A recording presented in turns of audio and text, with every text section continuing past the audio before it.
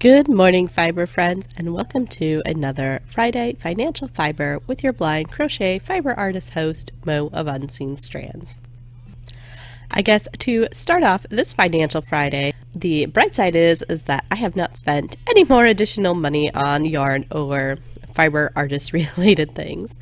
I know that purchase last week was kind of beyond the norm and unusual, and yeah, we probably could have used that money better spent other places, but I am very happy with the purchases I made. They just came in yesterday, so of course I had to peek at them before I share them with you, because I don't think I'm going to share them with you until, well, like another week or two, because I said I'd save it for February, which is only like a week and a couple days if I do another mail day Monday. So for this week, we actually got taxes done. Yay! Now, I cannot get my husband to actually fix his forms so that he's bringing home more back monthly or whatever, paycheck wise. So he will not adjust his deductibles. So we do still get a fairly sizable return. And I was kind of looking at it. I was like, oh, well, we can do this with the money and this with the money. And then I started thinking about it. I'm like, I really need to just look at what our actual monthly expenses are and do that official 3 to 6 month emergency fund, because we do not have that currently, as we usually have it when the tax return comes, and then of course my husband spends it somewhere and then it disappears.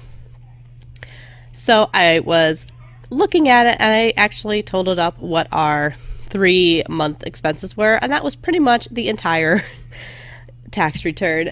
So it doesn't look like we actually have any tax return to spend, but on the bright side, you know, we are making enough to be a little over from month to month. But again, I will actually have that 3 to 6 month emergency fund fully funded once our tax return does come in, and a little more than the 3-month, because I do have currently $2,000 that I've been keeping as an emergency fund.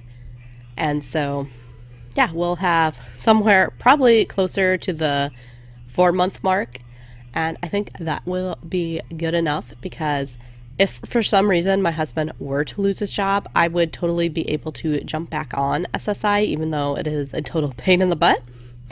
But I could do that, which is why we always had a really soft 3 to 6 months emergency fund in the first place, because I could have services that would cover things if the floor were to fall out from under us.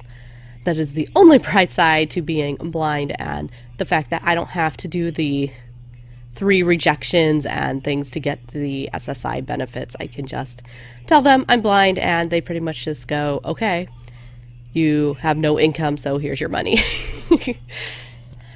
On another financial note, we've recently just started going back to the dentist. It's been at least 3 years for the older 4 of us, and of course the littles have never gone to the dentist. Luckily, my husband does have an HSA to cover some of the expenditures over, you know, what the insurance will cover, but that's still going to be quite expensive. I actually had 2 fillings filled on Wednesday, and when they did the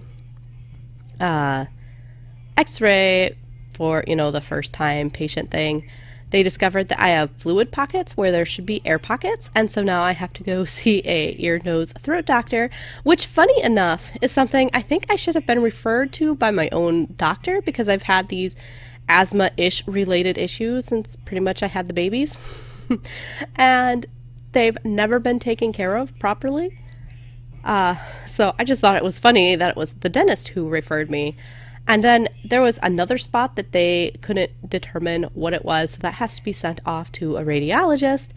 But I'm crossing my fingers that I had a mole removed, and I'm hoping that spot they're seeing is just like the scar tissue or something left over from that, because I want to say it was when, shortly after I had Sam, I had a mole removed on my face in the hopes that it would, because it had a hair growing out of it, and I was hoping that by removing the mole, I would no longer have that hair growing in that spot.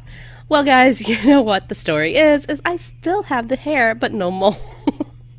So I am hoping that that's the thing that they're referring to, that it's just like this hair follicle that for some reason is there because there was a mole there and no longer a mole there, and yeah.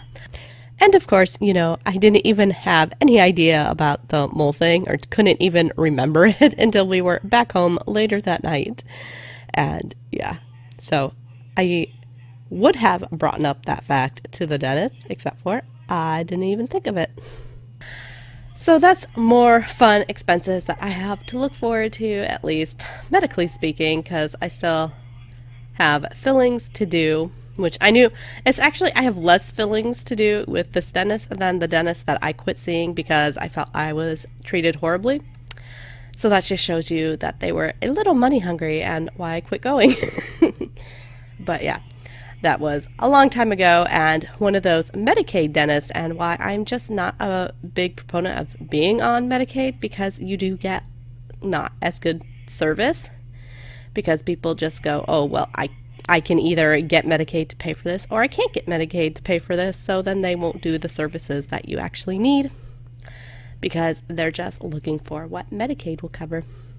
Yeah, so anyways, guys, I know this was a little bit all over the place, but that's all I really have for this week's Financial Fiber, just a little bit of taxes and medical dental fun.